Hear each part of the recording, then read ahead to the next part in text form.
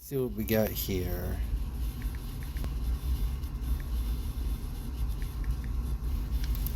Ghillie suit.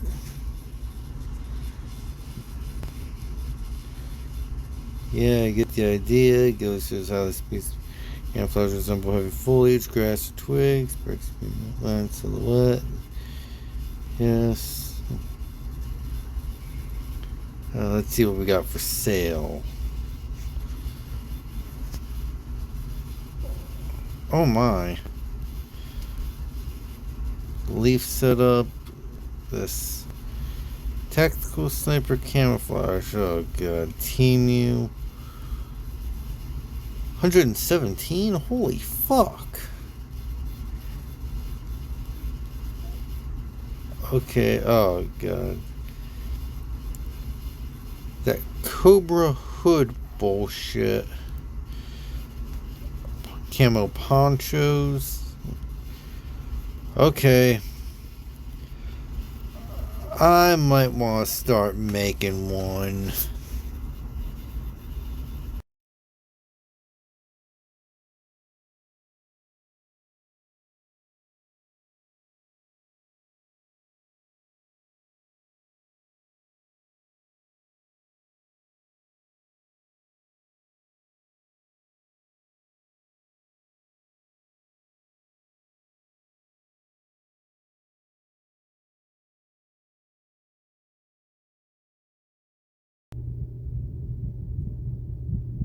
Alright, this is Big Boss, the Fox Sound Woods Ball, coming to you from Fort Lauderdale, and from my blog page over at outerheavenpaintball.blogspot.com. I'm also up with the guys from Acid Tactical, so you can check them out over at acidtactical.com. Oh boy, okay. Yeah.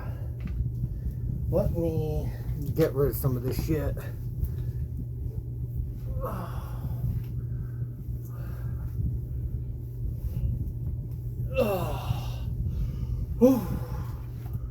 Holy fuck. Damn, it's been a long time since I got this kind of shit on. Don't forget how hot it is. Okay, as you see what I'm wearing, I'm ghillied up. And I did a video on this years ago where I did the hat, but new period of time, new me kind of bullshit with tactical paintball. I'm going to do the full package on the Ghillie suit. As you can see, got the top set up.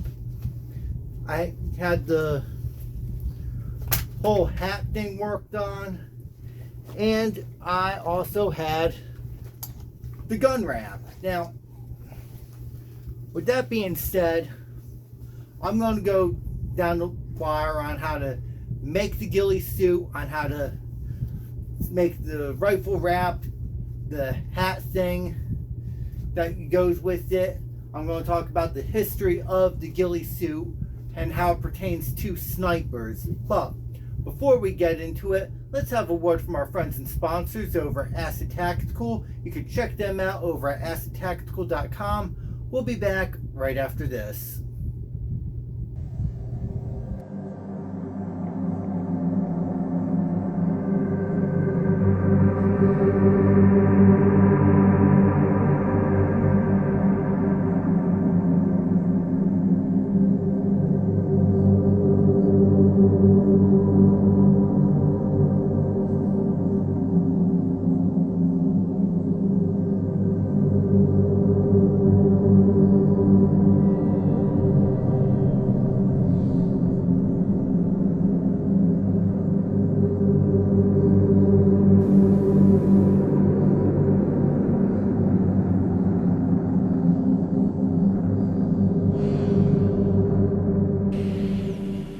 The Ghillie suit is both ancient and modern at the same time.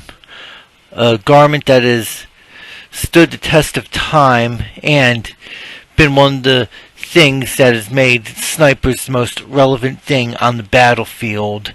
That, with the exception to their precision rifles.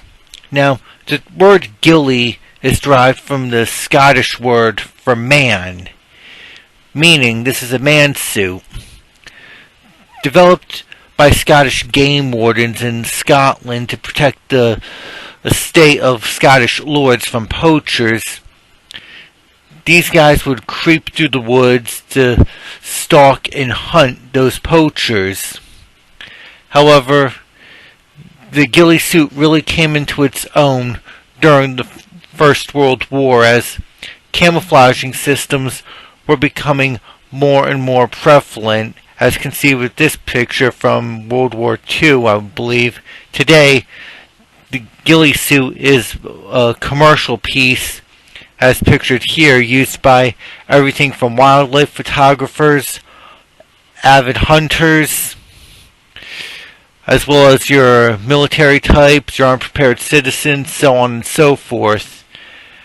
However, for real snipers that are doing military sniping, a ghillie suit is something that is built from the ground up, by hand. Everything else is just a cheap commercial knockoff of a standard piece of sniper gear that is anything but standard. Okay, I hope that little rundown on the development of a ghillie suit wasn't as dull or boring as I was thinking it would be, but basically doing this project has been a little more labor intensive due to time when I have the means to do so because of personal matters, but still, regardless. Now, you see here, this is pretty much what I've gotten down so far. The material that I'm using is a mesh long sleeve shirt. This is going to be the important part. This is to allow for comfort and breathability. Next, we got this very nice netting on here, which all this stuff got off Amazon. Pretty good prices overall. But the real trick to this was because I did not want to take a needle and thread and stitch, and I don't have a sewing machine, so I'm not doing that. That's another reason why I chose the mesh. I wanted to build this as much as a field expedient setup as I possibly can. So I used 550 cord around various parts, such as where the collar would be on the shirt. Ran that through its 550 cord through the holes in the shirt. I ran the 550 cord around the cuffs as well, so that way when you're wearing it, the net isn't going all over the place. Got it set up on both sleeves and the back side where it's going to be the most important to keep the net on the back. Now, for any kind of a sniping job, when you're doing camouflage, the most important thing is going to be your head, neck, and shoulders. So with that being said, I'm going to get to work. I'm going to be ghillieing this bitch out, so give me a while on that one. A few moments later. Okay, now that we've got our netting attached to the garment we're using, we're going to start attaching the jute, the burlap, the yarn, or whatever the fuck you're using or want to use for your ghillie suit. Now, I'm making this with a string style. This is material I had on hand. I'm not willing to start slicing up more netting to put on top of this because that's already a done deal. Now, when you're making your ghillie suit, you've got to consider what environment you're operating in. Are we operating in forest? Are we operating in jungle? Are we operating in like the Great Plains, the desert, the Arctic? Are we operating in cold weather environments or anything like that? These are critical factors that will determine how your ghillie suit will evolve, because this is entirely environmentally based. Now, the way I'm setting up my ghillie suit is to match the area I predominantly work in as far as tactical paintball goes, though I can use this in real world situations. I'm a South Florida native. I know places like Fort Lauderdale and its urban landscape. I've been down in some of the more heavily wooded areas. Keep in mind, South Florida is subtropical, meaning the temperature, the humidity. That's the reason why I chose a base material like mesh. Though, as I probably said, you could use other materials like a BDU jacket, like kind I'm wearing. You could do anything like that. I'm doing something to allow for breathability for my particular operational needs. Now, I'm using 4 different types of thread for this ghillie layout. I'm using 2 different greens and 3 different browns. Now, for that's going to help me blend myself in pretty well to most of the flora and fauna around here in Florida, but I'm trying to set it up more as a general purpose. That way I could either run this near the glades, I could run this in the forests of central and northern Florida, I could run this in places like Georgia, or if I'm out in the American Midwest where there's more like the Great Plains, I could run this still. Mainly wooded and vegetated environments I can operate in. Now, another thing I'm doing with the particular layout of the threads, I'm doing this randomly. I'm taking a random assortment of those same threads in random combinations and putting it all over. You do not want to make it look like a pattern is emerging. You want to minimize said pattern, because when you minimize the pattern, any pattern, then it helps break you up a little more. You don't want a discernible pattern to pop up, because the second a pattern begins to emerge in something, it is a little easier for the human eye to lock on to a particular pattern or anything that remotely looks like a pattern. Then if that happens, you're screwed. And this kind of stuff they teach in real world sniper courses too. It's like a sniper is not allowed to buy a ghillie suit. They have to build it, and that harkens back to a lot of their traditions as far as what the ghillies were doing in Scotland for Lord Lovat and protecting his estate from poachers. Pretty much a ghillie suit is a man suit. Ghillie being the Scottish word for man. You have a net and you stuff it with different strands of fabric, burlap strips, anything like that to help break you up. That is pretty much what a ghillie suit is. So, that being said, this is how I'm doing it. I'm doing a string style, but I may want to be able to modify it by adding in strips of burlap and other natural materials like that. Keep in mind, a sniper's ghillie suit is most non-standard pieces of standard gear. And I'm going to get back to work on this bitch. I'll let you know how this works out. A few moments later. Okay, been working on Ghillie's suit, and this has taken days because of personal matters, but progress at this point is pretty good. Got almost the whole thing finished right now. You can see, flip it over to the back. As you can see, this is what the ghillie suit should look like when you get all your threads tied in, or your jute, your burlap strips. It could be the string type like this suit, or it could be wide strips of burlap. It could be, hell, even a camo net tied into this thing can work. But I decided to go with the string method because this is one I'm more familiar with. It's more painstaking, but you can still add on to it. Now, the thing is with coloration. Now, I randomize my colors as much as humanly possible because,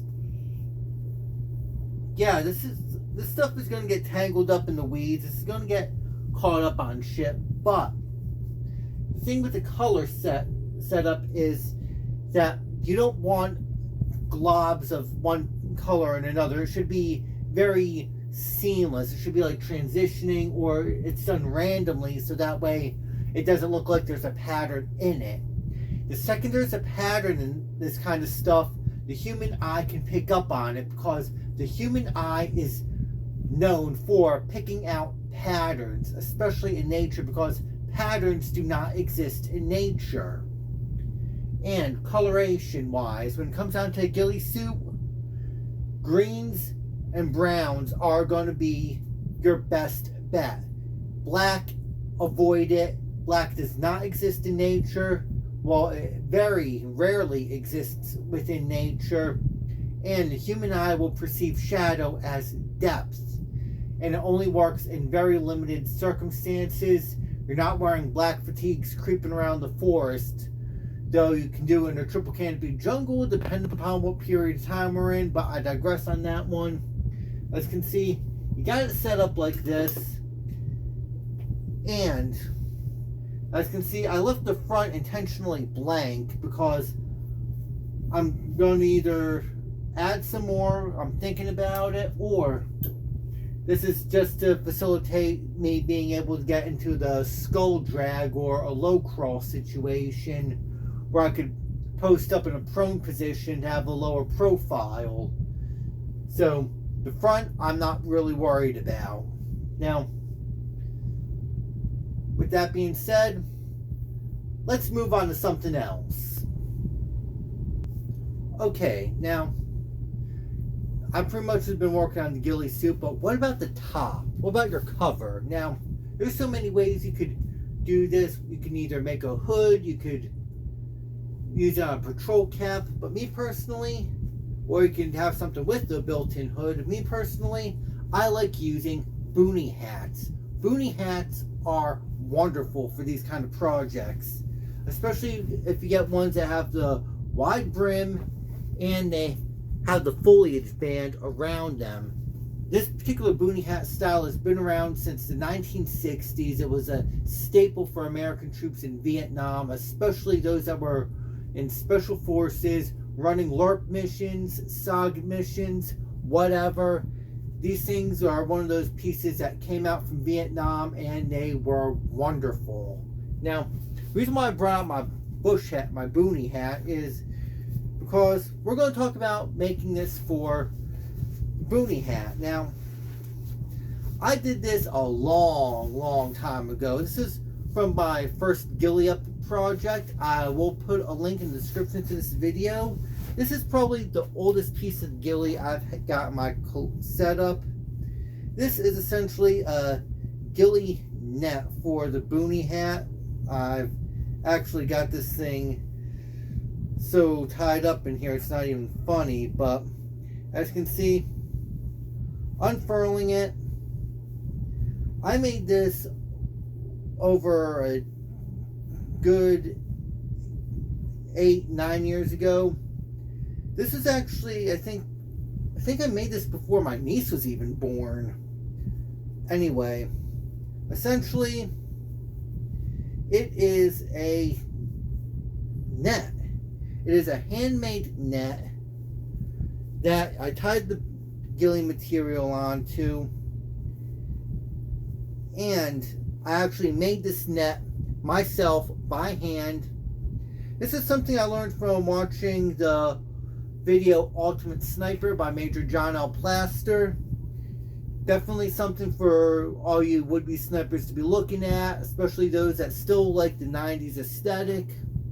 You can find that from Paladin Press or any of those other places, but let me put these two together and I'll show you what it's all about with this one. Okay, now I'm back. I got this tied into the boonie hat as it is. Now, this is what I did years ago. This is pretty much my first attempt at something truly ghillied, and because of the materials used, it definitely is one of those things that probably should have had more thought done into it, but for what I intended it for, it did work. And if we ever need to store this thing as part of a full-on ghillie suit, all we can do is just Pile this up. Turn the cover inside out. There you go. You have this thing packed up, stashed in a patrol pack, stashed in a canteen pouch, and you're good to go. Just flip it out when ready. And here we go. We are ready to go back into the field. Now, the other important thing to camouflage, aside from your head, neck, and shoulders, would be your weapon. So, give me 1 second to prep as I explain all of that. Okay, now, for this particular part, we're going to be discussing the rifle wrap. Now, as you can see, I got my X7 now. I've got a sniper scope attached to it. This is going to be my designated marksman / sniper platform for this particular project. Though I would recommend stuff that's more purpose built for the task. I'm using what I've got on hand for demonstration purposes. Now, when you're making a rifle wrap, you can use a lot of different things. You can use elastic cordage, you can use shock cord, you can use anything like that to wrap around the gun. In my case, I'm using paracord, i.e. 550 cord.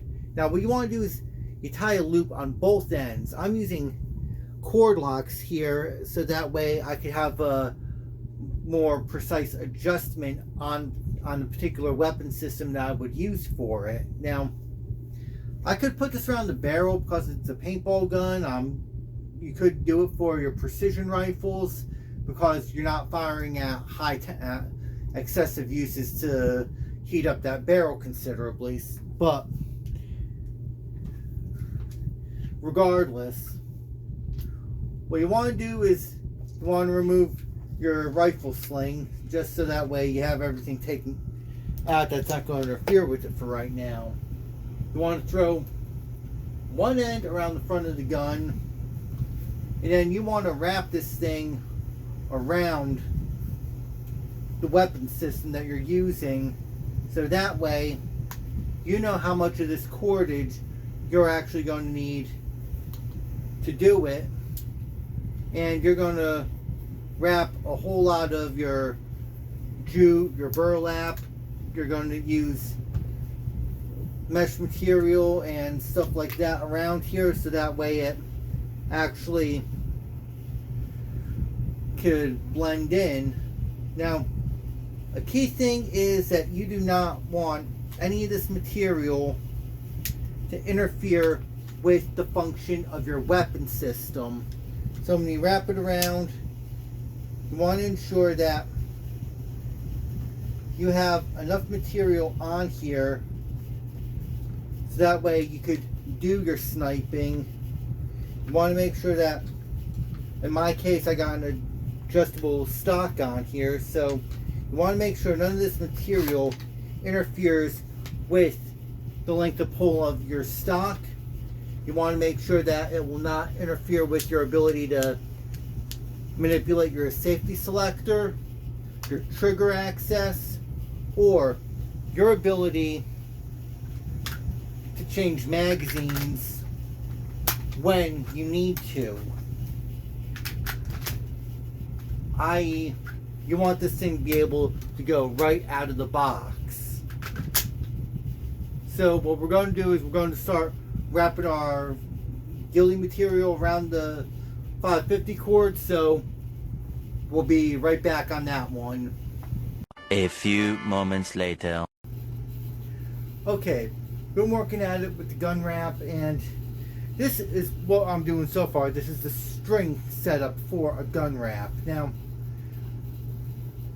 I decided to make this somewhat more adjustable for various weapon platforms. So, because you can actually slide it across kind of like a drape, this allows you to be able to adjust your rifle wrap camouflage as needed.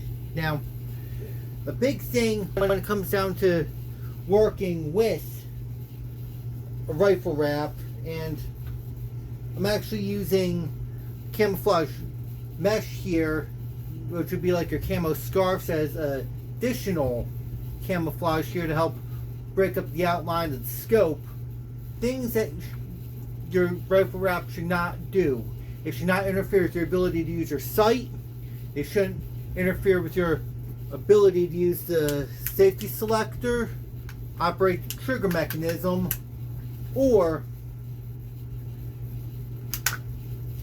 your ability to access your magazine release when you need it, so that way you can keep your gun on target and keep dropping enemy players or combatants. Now, let me wrap this bitch up and show you what it looks like. Okay. As you saw with how it was versus how I put it on the gun, that's the reason why I like the string style of ghillie materials a lot more than a net.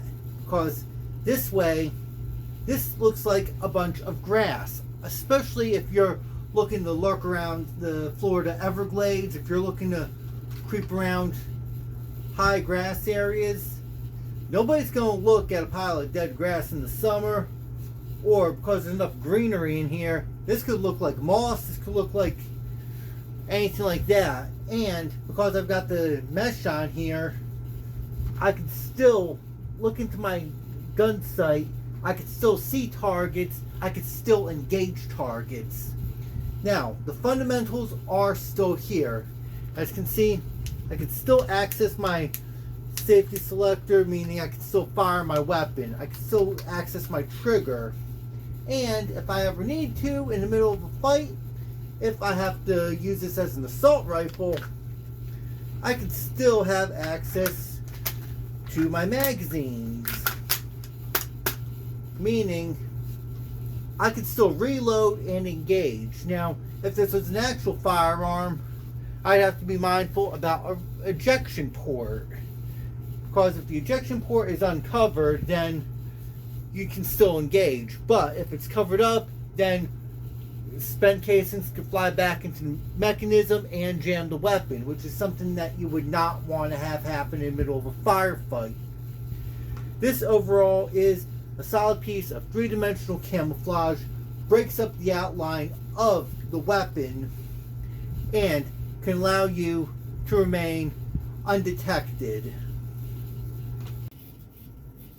Okay, ghillie suit is now officially done. The top is done. I've got rifle wrap done, and I was looking at my old netting, this abomination of tactical fuckery, and this looks like a crackhead spider worked on it, so I said screw it. I stripped all the jute off of it, and I actually cut another section of net out to make another one. And here's where things get more creative.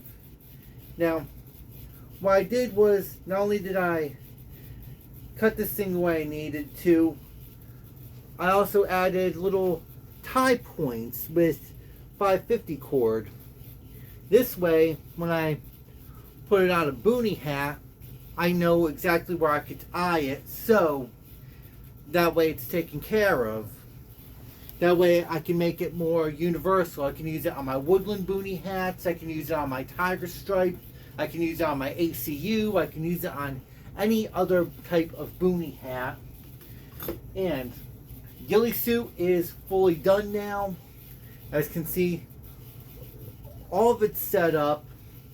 I still may add a little bit around here and tidy it up a little bit, but that's something to be determined. This is something that you as an individual shooter or sniper would want to consider when you're doing your ghillie. So let's get this thing put on and let me show you what it's about. Alright, now this is at the end what your sniper kit is supposed to look like as far as your full ghillie suit. You got your weapon wrap, you got the suit itself, your garment, And you've also got your ghillie cover. This is what a sniper is supposed to be in terms of their full-on camouflage. Now, am I going to be still working on this stuff as time goes on? Absolutely. I'm still going to be finding little odds and ends I'm going to be slapping stuff on to bring this out a little more. But this is pretty much what it is in a nutshell. The primary areas of focus are going to be your head, your neck, your shoulders. So if you're in a crawling position, kind of like this, think about me like being like this. It's supposed to be able to cover your head, neck, shoulders, break up your outline so that way it does not look human. Other than that, this is pretty much your ghillie setup as it is. You still got plenty of room on here to add in natural vegetation, so on and so forth.